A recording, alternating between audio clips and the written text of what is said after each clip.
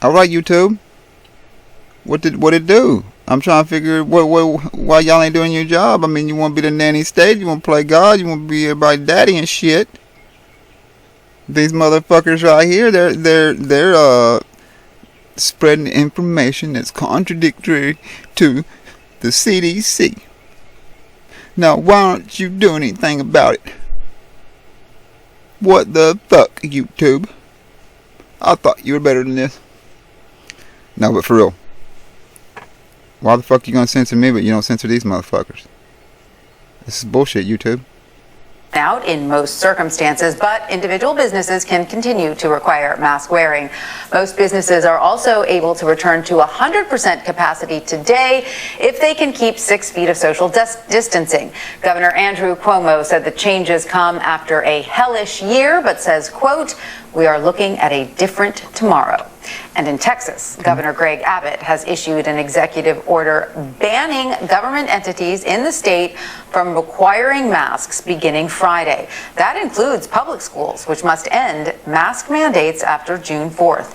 There are some exemptions from the order, such as state-supported living centers and government-owned or operated hospitals. The mask easing comes after the CDC relaxed guidelines last week. The agency says fully vaccinated Americans can stop wearing masks in most settings. However, there's no clear way to distinguish vaccinated from unvaccinated people. For more on this, I want to bring in Dr. Eric Feigl-Ding. He is an epidemiologist and health economist, as well as a senior fellow at the Federation of American Scientists. Doctor, welcome. We're so glad to have you with us. So you say you're not so pleased with the CDC's guidance to drop masks. You and a group of doctors believe it could actually cause cases to spike. Tell us why you think the CDC is off Where you at, base YouTube? here.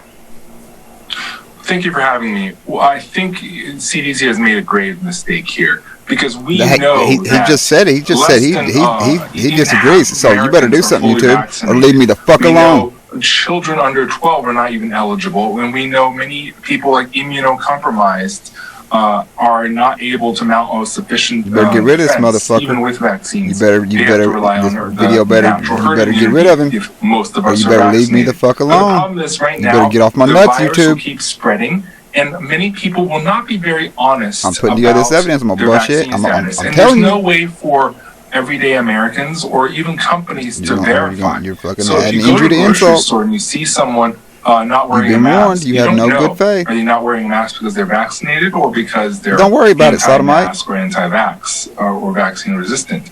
And that is inherently the problem. There's just too many of us vulnerable, and the virus spreads much more quicker than before, and potentially more susceptible to children. So we have to be extra vigilant. This guy and with less than fucking half the doctor. population vaccinated, that is just What a not damn enough, joke. and it's not safe to take off the mask. This information, YouTube. You better get And off so my where do fucking you think nuts, the man. greatest risk now lies? Is it for people indoors with Give me a large fucking groups break. of unmasked people? And how long would you like to see the mask guidance continue? This polka dot motherfucker That's right right. here. Indoors is my greatest concern. Outdoor without masks, unless it's super packed, like a rock concert, I think outdoors is relatively safe. It's indoors without masks that is the biggest concern because this is an airborne aerosol virus. What the And fuck you if it is? heard Governor Cuomo say indoors, 6 feet is okay. It is not okay. Airborne virus means it will go long distance beyond 6 feet. It will go around turns and curve around bullshit, you corners. The virus builds up these aerosols indoors wherever people congregate. And that includes places like shopping stores and grocery stores and all these different indoor risky environments. And I'm afraid there's too many children, especially like schools, where there's just not enough vaccinated population. And even if you're vaccinated, you could carry the virus to someone in your home who's not vaccinated, who is vulnerable. And that is inherently the problem. The vaccine protects you from severe disease, but doesn't protect you 100% from carrying it to someone else. And we saw that in the New York Yankees fully vaccinated team as well. Oh, we did, huh? Right, yeah, well, that was a very sort of spooky situation there, but I thought the CDC said that the science was showing them that if you are vaccinated, you are very unlikely to pass on the virus. Yeah, the key word is less likely. Less likely does not mean 100%. And I want to emphasize that the mRNA vaccines and the Johnson & Johnson vaccines have very different efficacies. Johnson & Johnson vaccine has a symptomatic efficacy of around 60s to 70s. And that is not, yes, it's less likely, but that is not foolproof in any way. And, you know, the Yankees was Johnson & Johnson vaccinated. And so this is what I'm emphasizing. For those who are of high-risk population, high-risk children, a vulnerable population, immunocompromised family members at home, they still cannot take the sufficient risk. And children under 12 are not vaccinated either. And so that is inherently the problem, that less likely does not mean foolproof. And one thing we know from this virus, it will penetrate and it will be contagious through very different means, and it's very aggressive.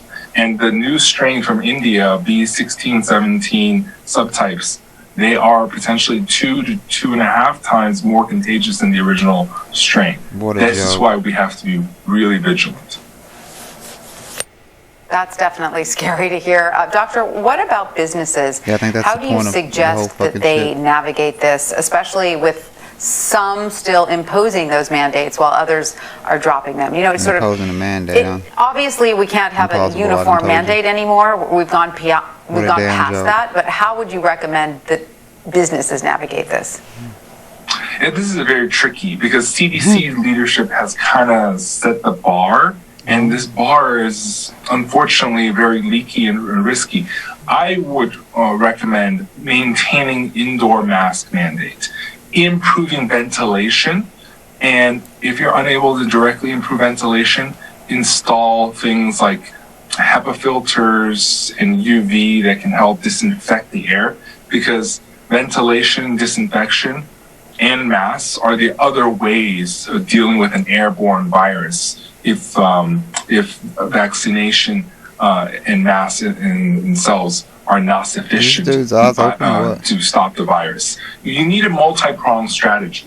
And with less people wearing masks, and obviously the difficult enforcement, you have to add these other strategies. And personally, I think the federal government and businesses should demand for either a vaccine passport or an e-verify system that can verify people whether they have been vaccinated or not, such as cruise ships, high-risk businesses like that, where people really need to be honest or be verified they have been vaccinated. Yeah, that would make everybody feel better. All right, well, Dr. Eric Feigl-Ding, thank you so much for sharing your... It's all about making you feel better, huh? YouTube, where you at, man? You let this sodomite do all of that talking right there, all that misinforming. You better stay off my nuts, dude. You get back, or I'm gonna bam you. I'm gonna keep bamming on you, dude. I'm sick and tired of your shit. Who the fuck are you, man? You fucking, you this close. You this close, man. The rack attack is on. I'm gonna be back. Stay black.